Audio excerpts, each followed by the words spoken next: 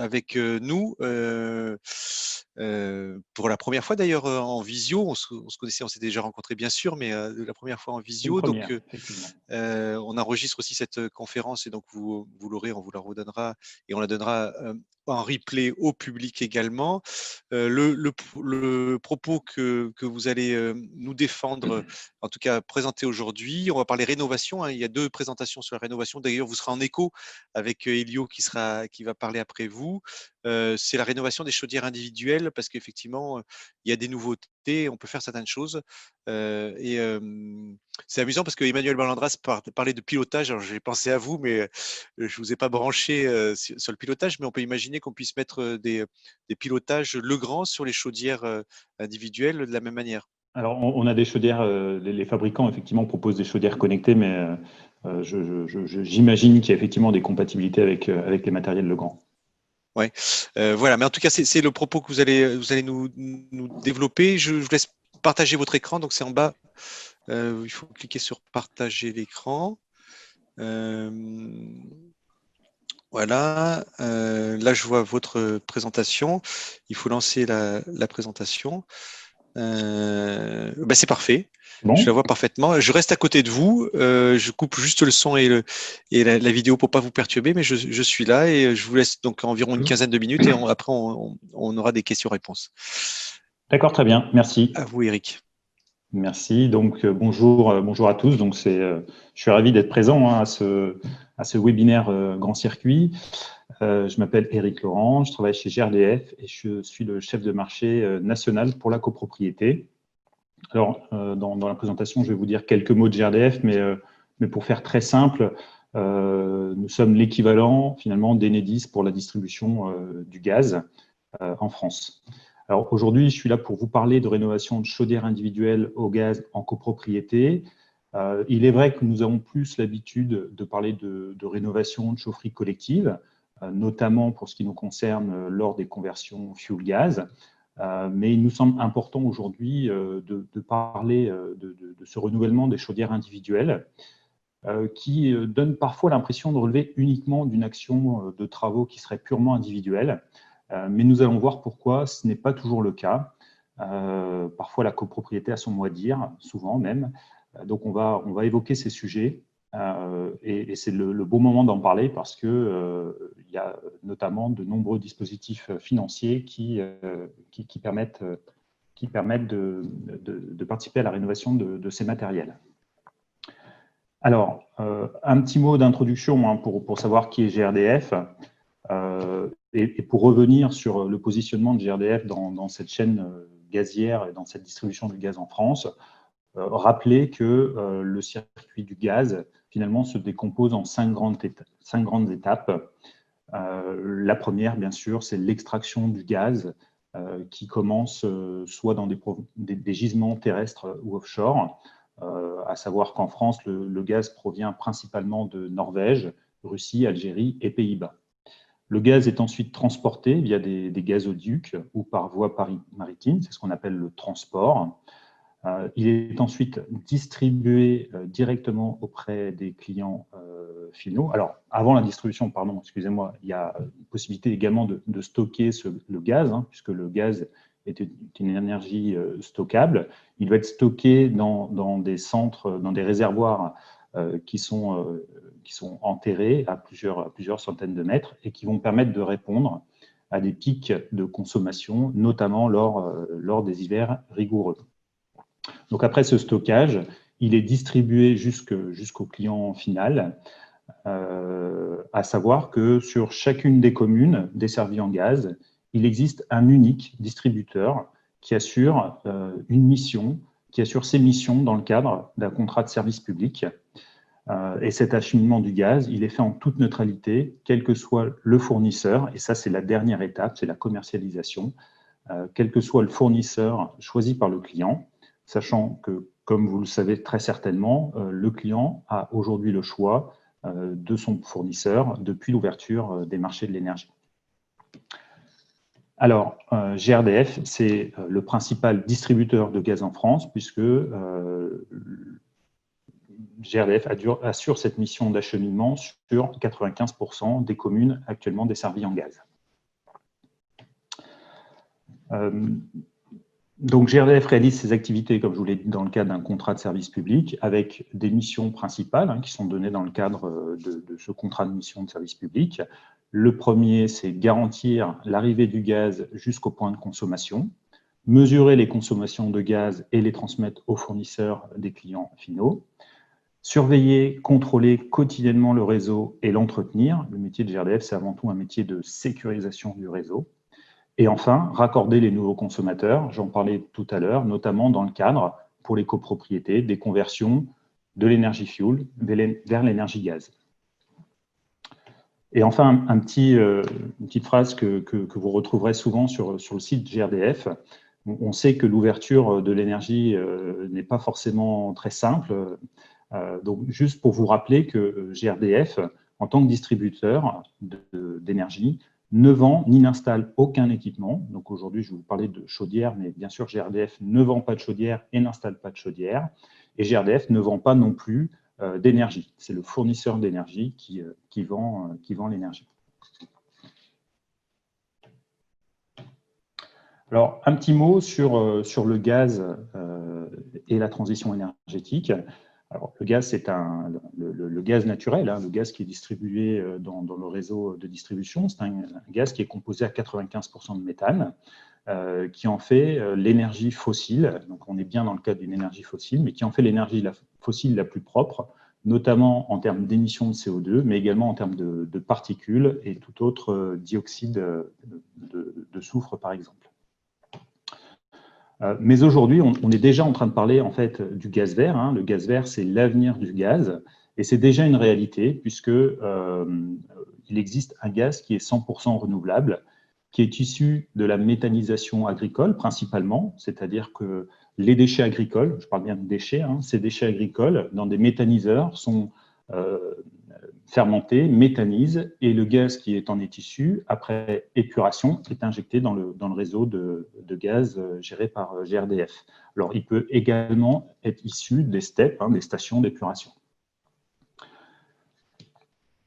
C'est déjà une réalité, puisque en France, on compte un peu plus d'une centaine de méthaniseurs, principalement des méthaniseurs agricoles, qui injectent dans le réseau.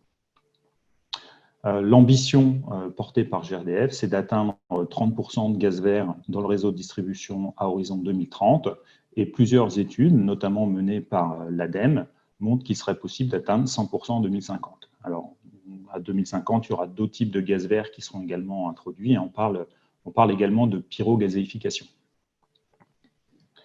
Pour contribuer à la transition énergétique, bien sûr, également la chaudière à condensation, qui est une chaudière aujourd'hui connue, reconnue, qui a fait ses preuves, et qui permet de récupérer une certaine quantité d'énergie présente dans les fumées qui est perdue dans le cadre des chaudières que l'on pourrait appeler des chaudières standards. Donc cette énergie est récupérée, ça fait baisser la température des fumées, et on a donc ce phénomène de condensation qui va transformer la vapeur d'eau en eau directement récupérée. Ces systèmes permettent entre 20 à 30% d'économie en fonction de l'âge de la chaudière, sont également des données ADEME, et participent finalement à la valorisation du logement, puisque le logement va être plus sobre énergétiquement, il n'y aura plus de travaux à réaliser sur cette partie.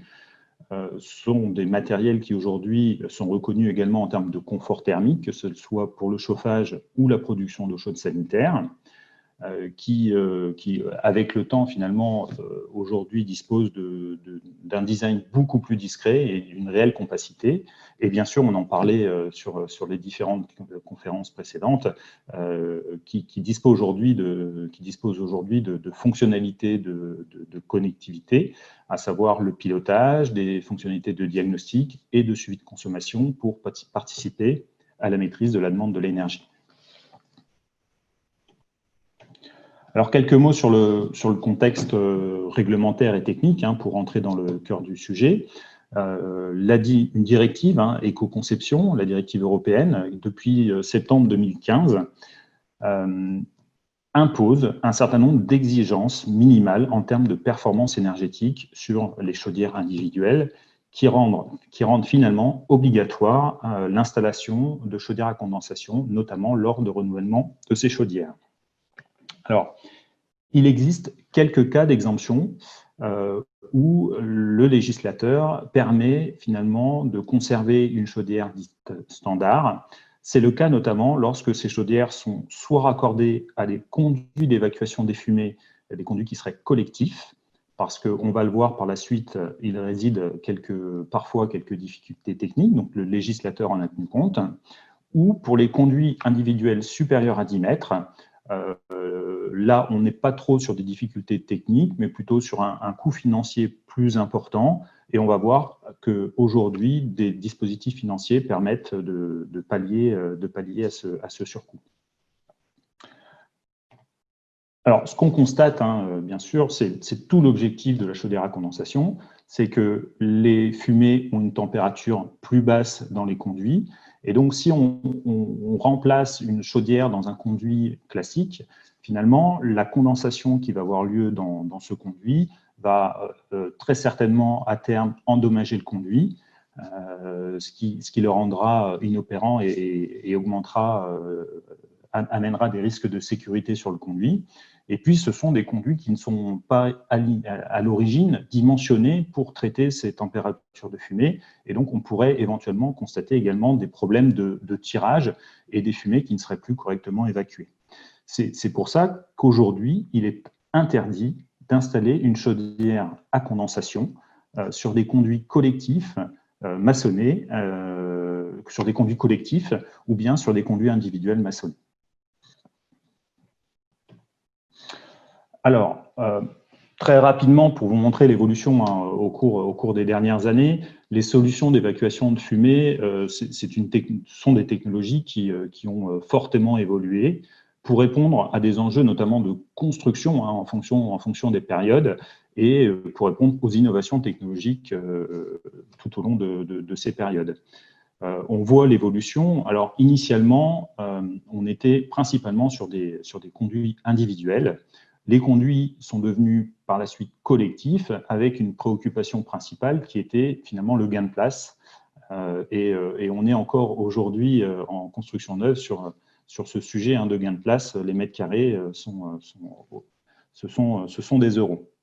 Alors, c'est également cet objectif de gain de place qui a poussé les industriels à essayer de regrouper le traitement des fumées de combustion avec d'autres fonctionnalités, l'extraction de l'air vicié des logements. Vous aurez compris la VMC.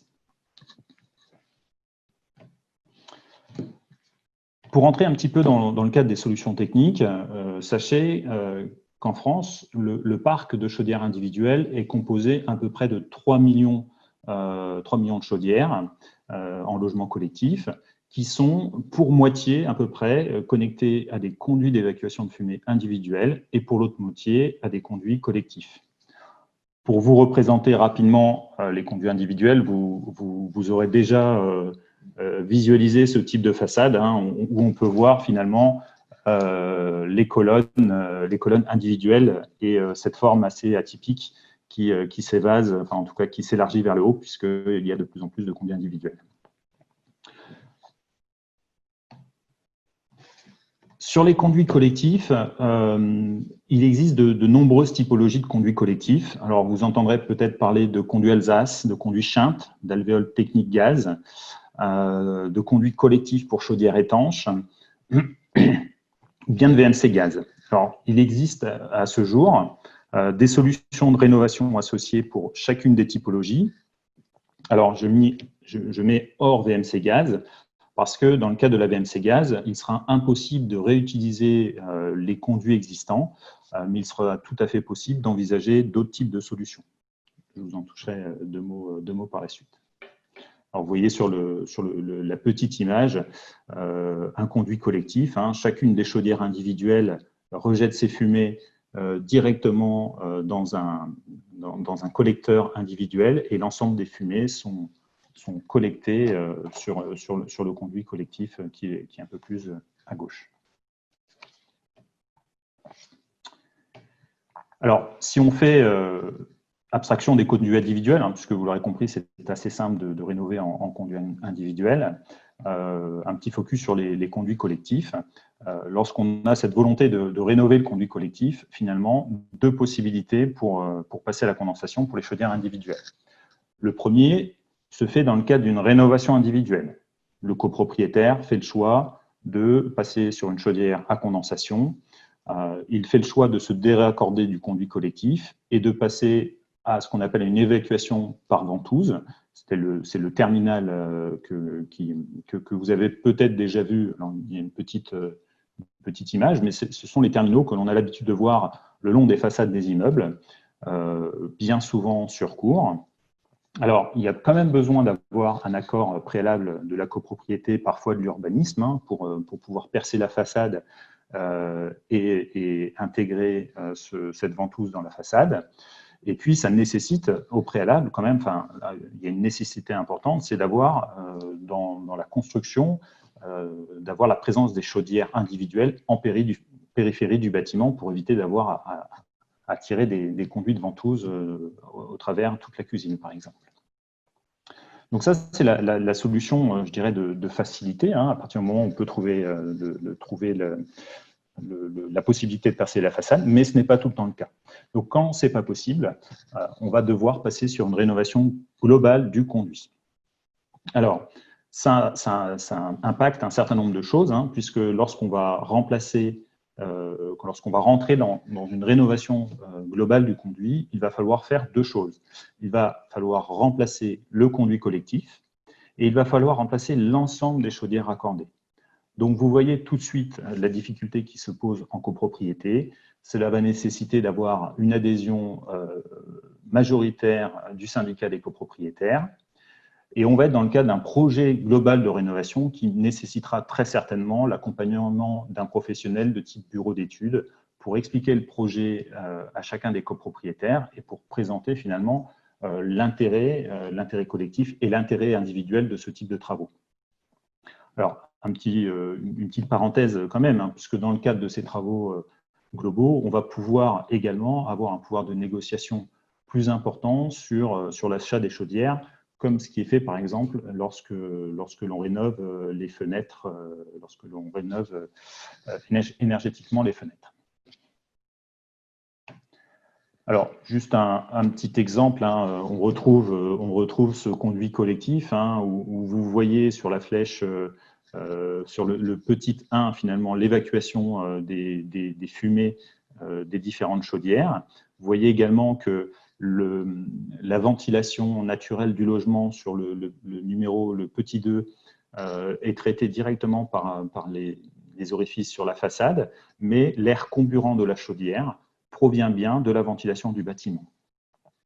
Après travaux, on va intégrer un conduit collectif directement dans le conduit existant maçonné, et ce conduit sera coaxial et il aura deux fonctions.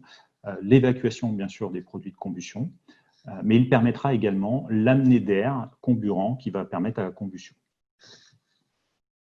Je ne vais pas forcément rentrer dans le détail, mais vous aurez l'intégralité des documents. Alors, ça peut paraître assez compliqué, mais finalement, ce sont des travaux qui se font plutôt bien. Sur une colonne d'escalier, sur un conduit de cheminée collectif, on va être sur des travaux qui vont durer 2 à 3 jours, où les équipes de fumistes qui vont gérer le nouveau conduit et l'installateur de chauffage, finalement, vont déposer les anciennes chaudières, accéder à la gaine technique pour remplacer le conduit. Le nouveau conduit sera passé directement en toiture dans l'ensemble de la gaine et les chaudières seront réinstallées et mises en service dans chacun des logements. Aucun travaux finalement sur le réseau de chauffage, puisqu'il suffira de connecter la nouvelle chaudière au réseau de chauffage existant dans le logement. Alors, un point, voilà, on rentre un petit peu dans le cœur du réacteur, puisque un certain nombre d'aides financières sont aujourd'hui disponibles pour aller sur ce type de rénovation globale. à savoir MaPrimeRénov' et les coups de pouce chauffage liés au certificat d'économie d'énergie. Alors, vous savez que le crédit d'impôt transition énergétique vit ses dernières heures, hein, et donc on est passé sur le dispositif de MaPrimeRénov' qui permet d'accéder à des aides pour les ménages très modestes de 1 200 € lors du remplacement d'une chaudière condensation de très haute performance énergétique et 800 € pour les ménages modestes. Des certificats d'économie d'énergie, je ne vais pas rentrer trop dans le détail, je pense que le conférencier d'après aura tout loisir d'expliquer un petit peu plus le fonctionnement. Sachez qu'il existe 2 coups de pouce, un coup de pouce chauffage pour le remplacement d'une chaudière à très haute performance énergétique condensation, qui va de 600 € pour les ménages dits intermédiaires jusqu'à 1 200 € pour les ménages modestes et très modestes. Et puisque le législateur a bien vu qu'il y avait un certain nombre de difficultés et de surcoûts financiers à l'installation de ces nouveaux conduits d'évacuation, des coups de pouce qui vont, eux, de 450 à 700 €. Tous ces montants sont cumulables dans la limite, pour le coup de pouce chauffage, de 90% de reste à charge. Et ces dispositifs sont valables jusqu'au 31 décembre 2021. Donc, c'est vraiment le moment de se lancer dans ces projets de rénovation énergétique et de passer de chaudières standard à des chaudières à condensation. Un petit mot pour finir sur l'accompagnement. Vous retrouverez un certain nombre d'informations techniques sur le site de CEGIBAT. CEGIBAT, c'est le centre d'expertise du gaz de GRDF qui met à disposition un certain nombre d'informations techniques et réglementaires, qui dispose également d'une chaîne YouTube où ce type d'installations sont présentées et d'un numéro de téléphone hotline qui permettra de répondre à l'ensemble de vos questions. Sachez qu'on reviendra et on aura l'occasion très largement de communiquer sur ce sujet. On est en train de construire une offre d'accompagnement pour la rénovation de ces conduits, puisque GRDF a été missionné, notamment dans le cadre de notre mission de service public, pour la rénovation de ces conduits. Et on réfléchit à accompagner les copropriétaires, notamment au travers d'études réalisées par des bureaux d'études en termes d'avant-projet sommaire afin de réaliser des études globales. Et puis, je vous invite, pour vous tenir informé de tous ces sujets, de vous connecter, de vous inscrire à la newsletter Énergie CoPro qui paraît 3 à 4 fois par an. Voilà, merci Eric. Vous êtes arrivé au bout de la présentation, hein, il n'y avait pas d'autres pages. Oui, hein, je voulais pas non, c'était voilà. voilà. Je vous remercie pour votre attention. Voilà, vous avez votre diapo, vous allez avoir les présentations, on va la passer à tout le monde. Je vais arrêter le partage. Moi, j'ai une petite question d'abord. Il y a des questions qui arrivent. D'ailleurs, vous la voyez. J'avais une petite question pour vous sur la méthanisation. Effectivement, on voit l'enjeu. Vous avez expliqué. Effectivement, parmi les énergies fossiles, celles qui sont la pire, c'est le charbon. Hein, oui. Et donc, la méthanisation, je crois que c'est un gros enjeu chez GRDF. Est-ce qu'on peut rappeler peut-être en 2030 j'avais pour mémoire qu'en 2030, presque tout le gaz, ça serait du gaz méthanisé. Est-ce que c'est ça? Est-ce que je me trompe? Alors, l'ambition de GRDF, c'est de pouvoir être à 30%. Alors, la loi de programmation pluriannuelle de l'énergie fixe un objectif minimal de 10%, mais l'objectif de GRDF est, compte tenu des projets qui sont déjà dans les tuyaux, si j'ose dire, et qui sont déjà en cours de raccordement, laisse penser et nous donne une ambition d'être bien au-delà à 2030. Oui, 30%, donc c'est déjà colossal. Et j'ai lu un petit article, ça c'est juste pour la petite blague, entre guillemets, mais d'un producteur de lait qui expliquait que aujourd'hui, il gagnait plus d'argent en méthanisant les excréments des vaches. Et je ne savais pas qu'une vache, c'est 3 litres d'excréments par litre de lait qui est produit. C'est colossal, plutôt qu'en vendant son lait. Donc on voit quand même il y a des sources de progrès qui sont importantes sur ce sujet. Ouais.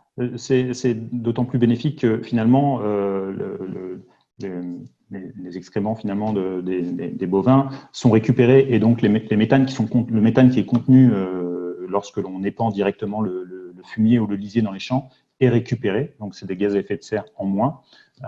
Et lorsqu'on a fini le processus de méthanisation et lorsqu'on a extrait le gaz, il reste ce qu'on appelle le digestat du méthaniseur. Et ces digestats sont utilisés par les agriculteurs pour épandre dans les champs, ce qui leur permet de réduire fortement l'apport de fertilisants chimiques, on va dire. Alors, donc la vache, futur producteur d'énergie. Pour revenir à la chaudière, finalement, si j'ai bien compris le dispositif, quand on installe une chaudière à condensation, on a entre 20 et 30% d'économie d'énergie. Donc, finalement, il y a un retour sur investissement qui peut être assez rapide, déjà rien qu'en changeant la chaudière. Mais en plus, si on bénéficie des aides C2E, c'est colossal finalement oui, pour les particuliers. Tout à fait. Le reste à charge aujourd'hui, bon, en fonction de ce qui est installé, est assez. C'est pas aussi simple que ça de calculer un reste à charge, mais on voit que les restes à charge, notamment pour les ménages très modestes, sont de seulement quelques centaines d'euros et effectivement, compte tenu des économies qui peuvent être faites tous les ans, peuvent être rentabilisées assez rapidement. Ouais. En termes de coût de la rénovation, est-ce qu'on peut donner une fourchette Je pense qu'on va être aux alentours de 3 000 à 4 000 euros.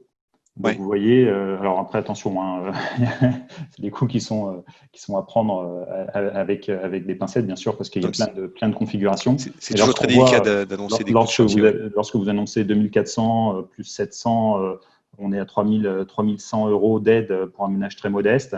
On pourrait être sur un reste à charge, effectivement, de quelques centaines d'euros. Oui. Est-ce qu'on peut comprendre pourquoi finalement c'est GRDF qui pousse ce projet c'est quoi la genèse? Parce que on pourrait se dire GRDF a intérêt à ce qu'il y ait le maximum de gaz qui passe dans ces tuyaux. Ah oui. Non, alors la CRE, la Commission de régulation de l'énergie, en fait, nous missionne, nous donne des missions. Dans ces missions, il y a de grosses missions sur la transition énergétique. Ouais. On a tout intérêt aujourd'hui à faire en sorte que les clients consomment le moins possible.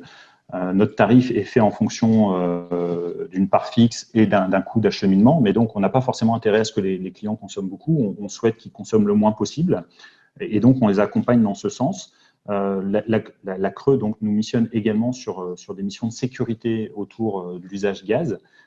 Et ce qu'on peut voir aujourd'hui, sans faire peur sur le gaz et sur les chaudières individuelles, mais on peut se rendre compte que si on fait n'importe quoi finalement lorsqu'on remplace sa chaudière, on peut provoquer de gros dommages au bâtiment et également malheureusement aux occupants. Donc c'est important de sensibiliser. Nous, on est dans un rôle de sensibilisation sur l'importance de mettre en place des projets de rénovation globale, puisque vous l'avez compris, lorsqu'on remplace un conduit collectif, il faut changer toutes les chaudières. Ouais. On ne peut pas conserver sur un même conduit collectif des chaudières qui seraient à condensation et des chaudières qui ne seraient pas à condensation. Oui. Je vois la question, une question de Philippe qui nous demande combien de temps on reste sans chaudière. Voilà, comme je vous l'ai dit, il faut compter sur une cage d'escalier, effectivement, 2 à 3 jours. Donc, c'est plutôt déjà des travaux qu'on fera plutôt en été. Mais pendant 2 ou 3 jours, effectivement, il faudra rester sans chaudière. Ouais. Oui, donc finalement, on est dans une décision d'assemblée générale en copropriété. Tout à fait. Sur lequel l'ensemble des copropriétaires vont devoir choisir. Exactement. Aujourd'hui, on est sur un rythme de progression de ce type de travaux important. Alors, on a du mal à cerner, puisque nous, encore une fois, on ne vend pas de matériel, on a un peu de mal à voir ce qui se passe. On a quelques références. Je vous parlais tout à l'heure d'une référence les photos ont été prises sur un chantier de 32 logements. On a des vidéos sur le site CJBAT qui montrent comment le chantier se passe. Pour rien vous cacher, on démarre vraiment sur ces projets, puisque la filière aussi a besoin, la filière d'installateurs a aussi besoin d'être sollicitée sur ces sujets. voilà, de se structurer. On est sur un début de projet, mais en tout cas, on voit les retours sont rapides. Merci beaucoup, Éric Laurent, pour GRDF, d'être intervenu sur ce sujet.